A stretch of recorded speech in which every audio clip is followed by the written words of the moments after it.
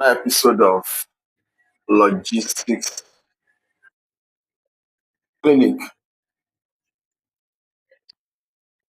Today, I want to talk about shipping to India, the requirement. Someone asked me a question today. So I want to send an item to India. What do I need to know? Okay.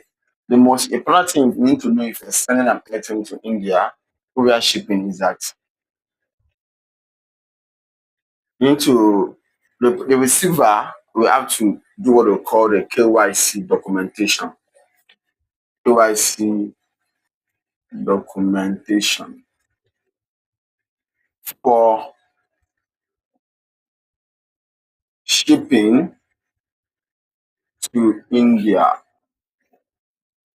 So KYC documentation. So that means that the person that we are shipping an item to in India must be an indigene. I always advise. Or if he is not an indigene, if the person is a foreigner in India, the person must have all the required documents. So that means the person must have earned a stay or a stay, and the person is like a citizen already. Now, so what are the information that the Indian government will ask from you, or the India customs or whatever? They will ask you those two basic things: an identity document. Yeah, I think it's usually called PAN, something like that, if I can remember. But I don't know the full meaning of the PAN now. Maybe I can just put it in the comment section later. So I think PAN is the most recognized identity document that you must provide. Then address proof.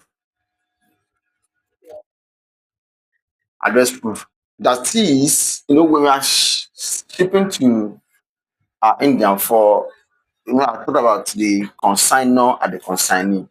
That is the sender and the receiver. So the receiver, the name of the receiver, the address of the receiver, and the phone number. So whatever details you are putting at the receiver, the name and the address must match with this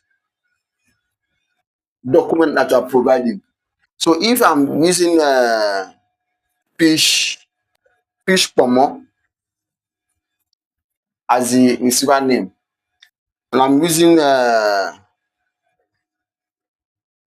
Oke Igbo Plaza as the address. So the document I'm providing here, PAN, the name on it must match with this. And if I'm using the document as the address proof, the same must also match with this. You cannot have Fish Pomo as the receiver name on the web document you are using to ship that item to India, and you are providing a document for ice cream sweet. That's not good. Ice cream sweet. Or you are providing an address proof that's supposed to be for Oke Igbo Plaza, and you are providing for Okerugbe Plaza. So what is the risk involved if these documents are not provided? The shipment will remain uncleared. It will be left in customs warehouse, and it will attract warehouse storage. Even if at the end of the day you eventually provide the necessary documents, you will have to pay storage. But if eventually you are unable to provide it, two things will happen. And that depends on the discretion of the India customs. They either return the item back to the shipper, or the item is confiscated, seized, and destroyed.